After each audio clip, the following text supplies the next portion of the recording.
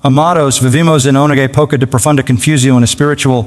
El mundo es nublado por la mentira liturgicamente, esa niebla ha entrado a la iglesia. Muchos que se llaman cristianos han abrazado un evangelio que no es el evangelio, una fe que no transforma, una esperanza que no santifica. Se aferran a una forma de piedad pero niegan el poder de ella, hablan de gracia pero desprecian la obediencia, hablan del cielo, pero viven como si pertenecieran a la tierra. Y todo esto ocurre bajo la bandera del cristianismo. No hay error más trágico que pensar que no está salvo cuando en realidad está perdido. Jesús mismo dijo, muchos me dirán en aquel día sí, tú no profetizamos en tu nombre hacemos muchos milagros, y entonces les declaro nunca os conocí, apartaos de mí. ¿Yo escuchan esas palabras mocos? No unos pocos, muchos. Hizo debería estremecernos el mayor peligro para el alma no es la persecución, ni la pobreza ni siquiera el pecado en el mundo, sino la autoengaño espiritual.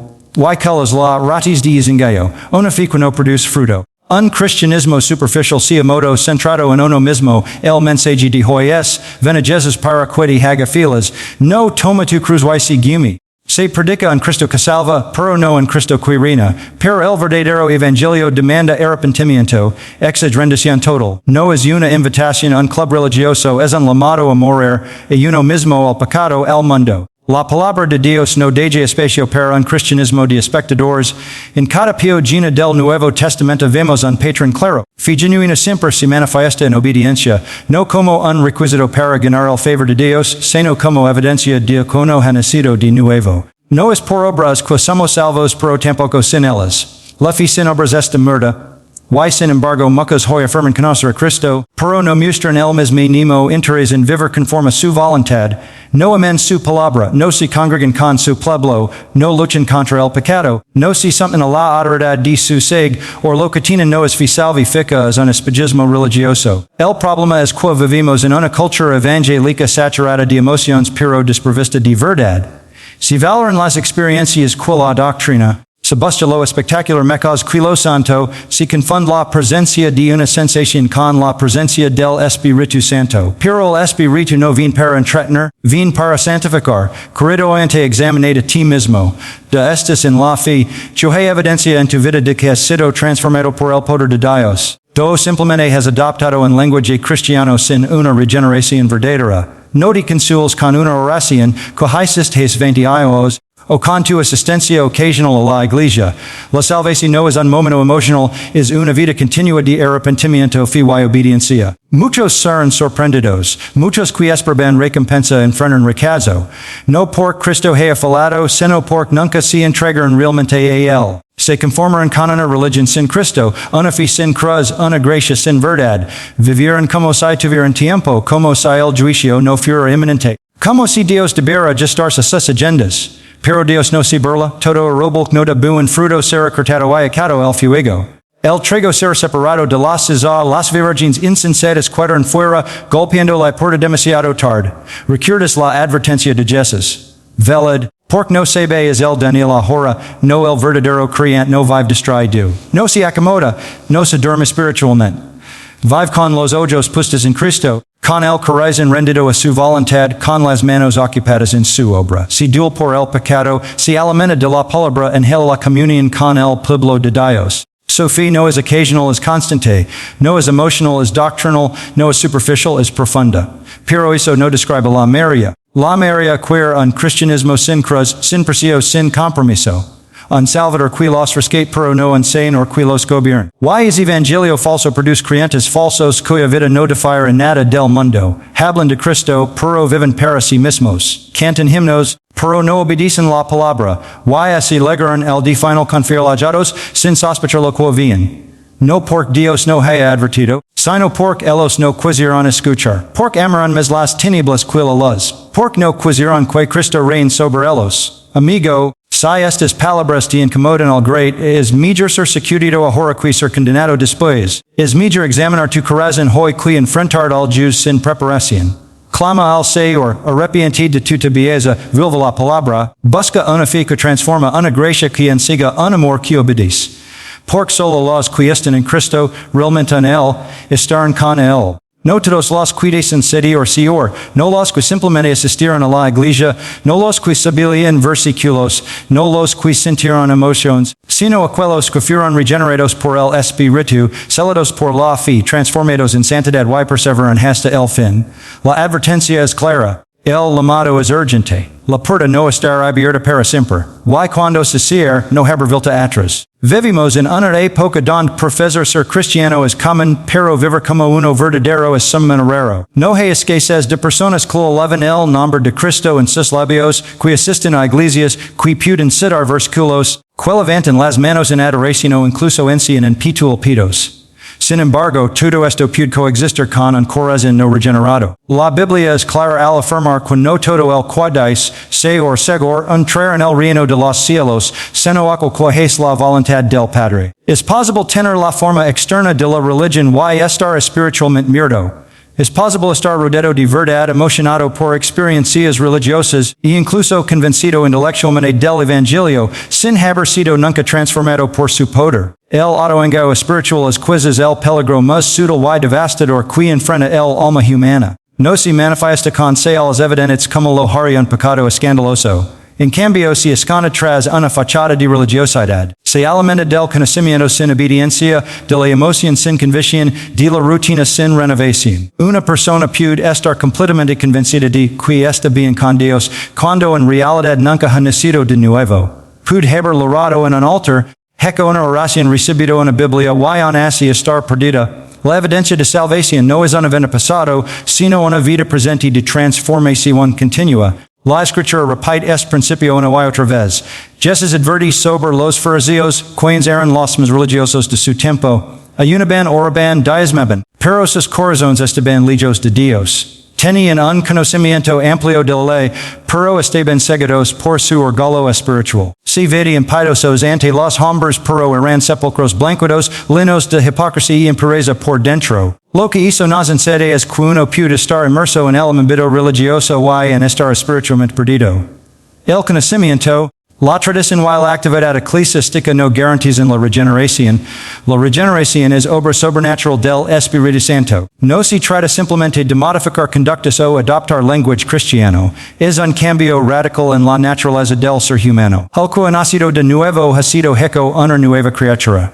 Sus deseos cambian, su mente se renueva, su voluntad summit, y su corazón se inclina a amar lo que antes odiaba y odiar lo que antes amaba. Hay una transformación interna que inevitablemente produce fruto externo, no perfecta, pero sí real. El que dice conocer a Cristo y no guarda sus mandamientos miente. El fruto no es opcional, es la evidencia inevitable de una fe genuina. Sin embargo, el problema en muchas iglesias hoy es que se ha confundido una decisión emocional con una conversión verdadera. Se ha enseñado que repetir una oración garantiza el cielo, sin importar si hay o no cambio de vida. Pero las escrituras no enseñan que una oración salva, enseñan que la fe viva salva, y esa fe siempre viene acompañada de arrepentimiento. No es simplemente estar de acuerdo con los hechos del Evangelio, es confiar en Cristo con todo el ser, rendirse a su señorío y vivir conforme a su palabra. El arrepentimiento no es una emoción, es un giro radical. Es morir a uno mismo para vivir para Cristo. Hay muchos que creen estar en la fe porque fueron criados en hogares cristianos. Conocen historias bíblicas desde la infancia, pueden recitar doctrinas fundamentales y se consideran buenas personas. Pero el nuevo nacimiento no se hereda, ni se transmite por cultura, ni se adquiere por asociación. Uno no nace cristiano, uno nace de nuevo. Y esa nueva vida produce un amor genuino por Cristo, una sed por la palabra, una aversión por el pecado, una dependencia del Espíritu, una perseverancia en medio de la prueba. No son rasgos de cristianos avanzados. Son señales básicas de vida espiritual. Otro factor que alimenta el autoengaño es el deseo humano de sentirse bien consigo mismo. Queremos la seguridad del cielo sin el costo del discipulado. Queremos paz con Dios sin sometimiento a su voluntad. Así que adoptamos una versión diluida del Evangelio que se ajusta a nuestra comodidad, y le damos el nombre de gracia. Pero esa no es la gracia de Dios. La gracia que salva también enseña disciplina, coraje y transforma. Nos libra de la esclavitud del pecado no para que vivamos como antes, sino para que vivamos en justicia. La gracia verdadera no es una excusa para pecar, Es el poder para vencer el pecado, apóstol Pablo dijo a los Corintios, examinaos a vosotros mismos si es en la fe, probad a vosotros mismos, esa no es una sugerencia es una orden, porque la vida eterna está en juego. No debemos vivir con una confianza superficial basada en experiencias pasajeras, sino en una fe activa, viva y obediente. El creyente verdadero puede tener seguridad, pero esa seguridad no se basa en un momento emocional del pasado, sino en la evidencia presente del obra de Dios en su vida. Si no hay evidencia de transformación, no hay razón bíblica para tener confianza. Muchos en las iglesias hoy no han sido confrontados con la seriedad del pecado, la necesidad del arrepentimiento, ni el costo del discipulado. Han sido animados a aceptar a Cristo como si tratara de una simple decisión personal sin implicaciones eternas. Pero Cristo no necesita ser aceptado, necesita ser reverenciado, obedecido, amado y seguido. El amado del Evangelio no es a recibir beneficios, sino a render la vida. Y donde no hay rendición, no hay salvación. Por eso muchos creen estar salvos cuando no lo están. Porque nunca se les enseñó lo que significa verdaderamente creer. No se les muestra la profundidad de su pecado ni la majestad de la santidad de Dios. Se les dio una versión reducida del Evangelio que acomoda al hombre pero ofende a Dios. El resultado es una generación de creyentes nominales sin fruto, sin convicción, sin temor de Dios. Y a menos que el espíritu los despierte, seguirán confiando en una fe falsa que nunca podrá sostenerlos cuando venga el juicio. Vivimos en una era en la que el cristianismo ha sido ampliamente domesticado, diluido y reducido para complacer al gusto del hombre moderno. Se ha adoptado un evangelio centrado en las necesidades emocionales del oyente, no en la gloria de Dios ni en la verdad eterna de su palabra. El mensaje predominante en muchas iglesias ya no es el llamado a negarse uno mismo, a cargar la cruz, ni a seguir a Cristo en obediencia y santidad. El nuevo mensaje es, ven a Jesús para que de vida mayor. Recibe paz, propósito y plenitud. Haz a Cristo parte de tu historia. Si predica un Salvador, tutil no un Señor soberano. El cristianismo si modo ha reemplazado el cristianismo bíblico, y no se habla del pecado con claridad. Se evita mencionar el juicio eterno, la necesidad del arrepentimiento genuino o la realidad del infierno. Por qué? Porque estas verdades incomodan. Y en una cultura obsesionada con la autoestima, lo último que se desea es confrontar a la con su bancarrota espiritual. Así que, en vez de proclamar la verdad con valentía, se adapta el mensaje para mantener la audiencia, se mide el éxito ministerial por el tamaño de la congregación, no por la falta de la escritura. Se busca entretener en lugar de edificar, agradar en lugar de exhortar. El resultado es devastador. Multitudes llenan templos sin haber sido confrontadas por el evangelio verdadero. Se sienten bien consigo mismas, pero nunca han sido quebrantadas por su pecado. Hablan de amor pero no conocen la justicia. Hablan de fe pero no obedecen. Han sido invitadas a aceptar a Jesús como si él estuviera esperando ser incluido en sus planes. Pero Cristo no vino a ser una edición conveniente. Vino a ser rey absoluto, no vino a mejorar nuestras vidas carnales, sino a crucificarlas y darnos una nueva vida en él. Este falso evangelio cree una ilusión peligrosa. Los oyentes creen han respondido al llamado de Dios, pero lo que han hecho es aceptar una oferta superficial de bienestar espiritual. No se les ha predicado el costo del discipulado. No se les ha llamado a morir a su orgullo, a su inmoralidad, a su independencia. Simplemente se les ha ofrecido una major versión de sí mismos. Y se les ha dicho que eso es lo que Dios quiere para ellos, pero el evangelio no se trata de ayudar de alcanzar tus sueños. Se trata de renunciar a tus sueños para abrazar la voluntad de Dios. La escritura no deja espacio para una conversión sin transformación. El verdadero evangelio confronta y sana, confronta el pecado, el orgullo y sana con la gracia, pero en el cristianismo moderno, todo eso se evita. Se han reemplazado los pílpitos por escenarios, la predicación expositiva por charlas motivationals, la santidad por psicología positiva. La palabra de Dios ha sido relegada a un lugar secundario, usada selectivamente para apoyar ideas humanas pero no para gobernar la vida del creyente. En muchos círculos evangélicos se ha redefinido la gracia como una excusa para la tibieza. Se predica una gracia que no exige cambio, una gracia que acepta todo pero no transforma nada, pero la gracia de Dios según Tito 2:11 nos incita a renunciar a la impiedad y a vivir en santidad. Esa es la gracia verdadera, no es permisiva, es poderosa, no es pasiva, es activa. Nos salva, sí, pero también nos forma, nos disciplina y nos llama a vivir vidas piadosas. Es nuevo cristianismo también ha vaciado de contenido el concepto de fe. Cienza honor fe, es simplement creer que Dios coyer lo major para ti, que todo saldrá bien, o celesta contigo sin importar como vivas. Pero la fe bíblica es radicalmente diferente. Es una confianza total en Cristo produce obediencia. Es una dependencia absoluta que reconoce la propia indignidad y se lanza a los pies del Salvador con humildad. No es un pensamiento positivo, es un compromiso total con la verdad revelada en la Escritura. Tragicamente, esta distorsión del Evangelio ha producido millones de falsos convertidos. Personas que piensan que conocen a Dios, pero que viven sin temor, sin arrepentimiento, sin hambre de santidad. Ven a la iglesia, cantan, oran, pero su corazón permanece sin rendición. No se someten a la autoridad de la palabra. No sienten el peso del pecado. No hay lucha contra la carne. Porque nunca hubo un nuevo nacimiento. Se les prometí una vida mayor, pero no una vida nueva. Y aceptaron esa oferta sin saber que estaban comprando una mentira. El mensaje de Jesús fue muy diferente al mensaje popular de hoy. Él no anduvo suavizando la verdad para atraer multitudes.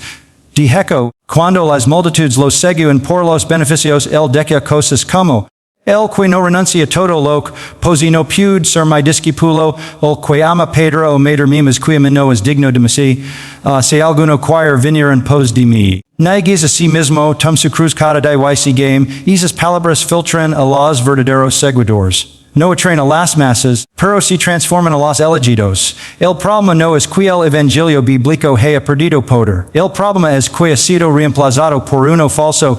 Un mensaje que no exige rendición, que no llama al arrepentimiento, que no habla de la ira de Dios ni de la santidad. Y lo peor es que muchos lo han recibido con gusto, sin darse cuenta de que están siguiendo una mentira con apariencia de verdad. Hasta que el evangelio vuelva a ser predicado con fidelidad, con claridad, con valencia, miles seguirán caminando por un camino ancho que lleva a la destrucción, creyendo que están en el camino de la vida. Porque les ofrecieron un Cristo moldado a su imagen, no el Cristo glorioso de las Escrituras. Y don no hay verdad, no hay salvación. Una de las verdades más ignoradas y a la vez más fundamentales del cristianismo bíblico es que la fe genuina se manifiesta siempre en obediencia. No hay tal cosa como un creyente salvo que viva en continua indiferencia hacia la voluntad de Dios. No existe un verdadero cristiano que pueda vivir apartado de la palabra, sin deseo de santidad, sin lucha contra el pecado y sin fruto espiritual. Donde hay verdadera fe hay evidencia visible, donde el Espíritu de Dios habita transforma. La Escritura es absolutamente clara en esto, o que dice yo le conozco, y no guarda sus mandamientos, el tal es mentiroso y la verdad no está en él. Lo que ha confundido a muchos es una falsa distinción entre salvación por gracia y vida de obediencia. Algunos, temiendo caer en legalismo, han separado radicalmente la justificación de la santificación, como si uno pudiera ser salvo y continuar viviendo como el mundo. Pero es no es el evangelio de Jesucristo, se la salvación es por gracia mediante la fe y no por obras, pero esa fe si es verdadera no está sola. Produce obras. La obediencia no es la causa de nuestra salvación, pero si su consecuencia necesaria. El árbol bueno da fruto bueno y si no hay fruto, es porque el árbol no ha sido hecho nuevo. Cuando alguien nace de nuevo, ocurre algo radical en su interior. El Espíritu Santo no entra una vida para ser un huésped pasivo, él viene como se o como santificador, como quien renueva la mente, limpia el corazón. Disciplina el creyente y lo goza a toda verdad. Su presencia produce un cambio evidente en actitudes, afectos y acciones. No es un cambio instantáneo y perfecto, pero si es progresivo y real. El creyente empieza a amar lo que antes despreciaba, la palabra, la oración, la comunión. La santidad y aborrecer lo que antes abrazaba, el pecado, el orgullo, la moralidad, la vanidad del mundo. Este cambio no se produce por esfuerzo humano ni por presión externa, sino como resultado de la nueva vida en Cristo. El creyente regenerado desea obedecer. Tiene un nuevo corazón que se delita en la ley de Dios, aunque todavía lucha con la carne. Esa lucha es de hecho una sí el de vida. Aquellos que no han sido regenerados no luchan contra el pecado, viven en él. Pero el verdadero hijo de Dios no puede pecar deliberadamente y con gozo. Cuando que, si duel se arrepiente y busca restauración, porque el espíritu que mora en él no lo deja permanecer modo en la desobediencia. Cristo no vino a ofrecer salvación sin Salvador. Él no es simplemente nuestro Salvador, es nuestro Salvador, while amarlo Salvador implica sumisión. Cuando alguien dice que cree en Jesús pero vive constantemente ignorando su palabra, no hay razón para pensar que esa fe sea auténtica. La fe verdadera reconoce la autoridad de Cristo y se somete a ella, no con perfección pero se sai con sinceridad, no por obligación sino por amor. Jesús dijo, si me amas, guardad mis mandamientos, esa es la si al del verdadero creyente ama a Cristo y por lo tanto obedece.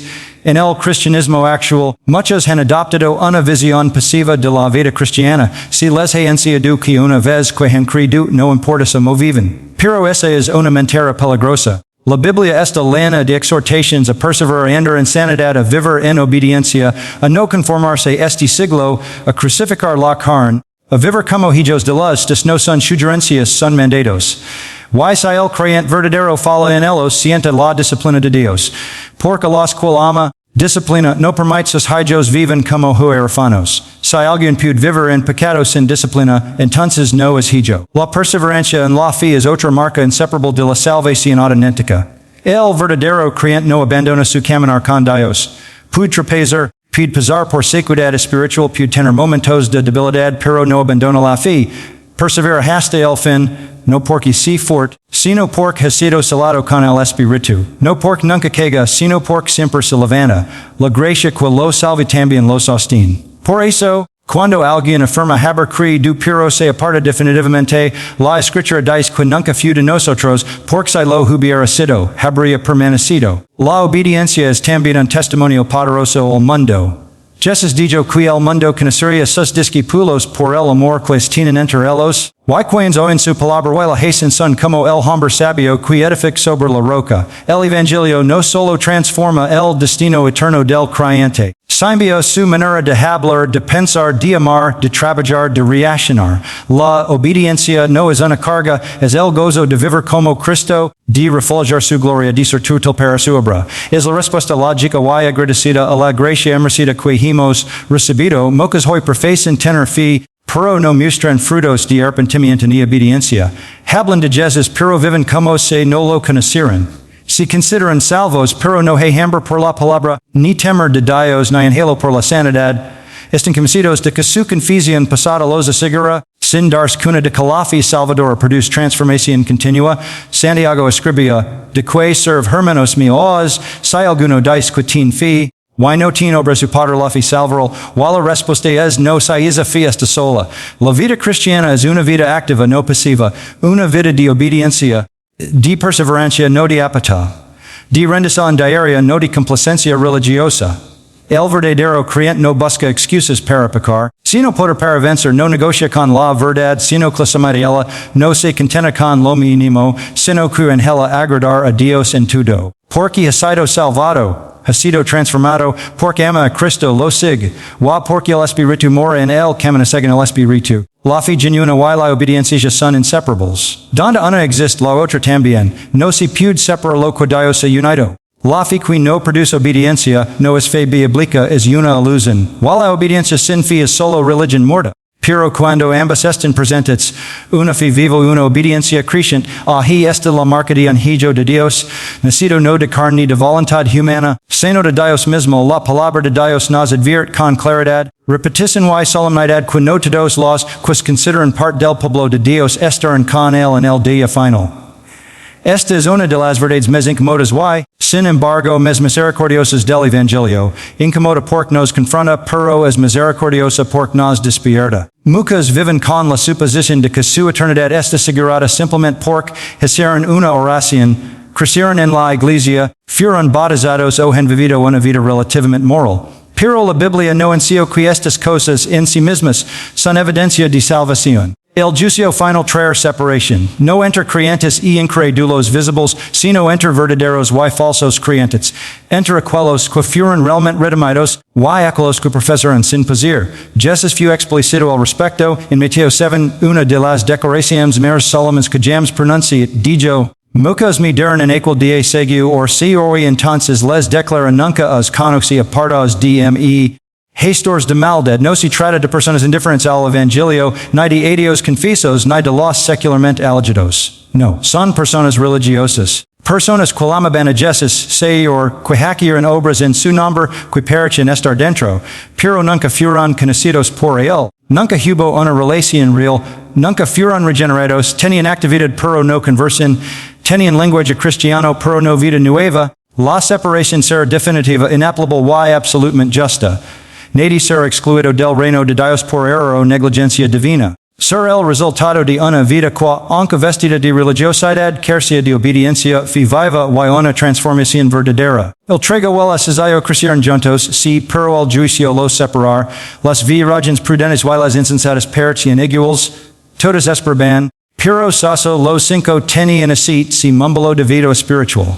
Las insensatas alegran tarde, y cuando tocaron la puerta, la respuesta fue, no es conozco, es momento ser irreversible, la puerta se cerrar. Este es el piso del autoengaño religioso, vivir confiando en una fe vacía, en una asociación superficial con Cristo, en una membresía, en una emoción pasada, sin evidencia del nuevo nacimiento. En es día no contar el testimonio de otros, ni la reputación ministerial ni los años de servicio, ni las emociones vividas en conferencias. Lo único que importa ser si la persona fue realmente redimida por la sangre del Cordero, si fue regenerada por el Espíritu, si vivía en obediencia a la palabra, si conocía verdaderamente Cristo y fue conocida por él. La separación final también revela que no todo lo que brilla espiritualmente proviene de Dios. Hay don sin salvación, hay ministerios sin conversión, hay experiencias sobrenaturales que no son prueba de fe auténtica. Algunos predicaron profetizaron, Sanern y cern requisitos. Esto debería llevarnos a una seria reflexión. El juicio no será superficial. Dios no será impresionado por lo externo. El vil corazón examina la verdad de la fe, y conoce los sueños. La escritura también habla del juicio como un acto de revelación. El día final mostrar públicamente lo que era secreto. Lo que estaba oculto será expuesto. La verdadera condición espiritual de cada persona saldrá a la luz. No será una sorpresa para Dios, pero sí lo será para muchos que creen estar seguros. Esa es la tragedia de la religión sin conversión. Puede brindar una paz falsa, una seguridad equivocada, un sentido de pertenencia, sin el poder transformador del Evangelio. Es juicio no ser arbitrario. Ser conforme a la justicia perfecta de Dios y conforme a su palabra.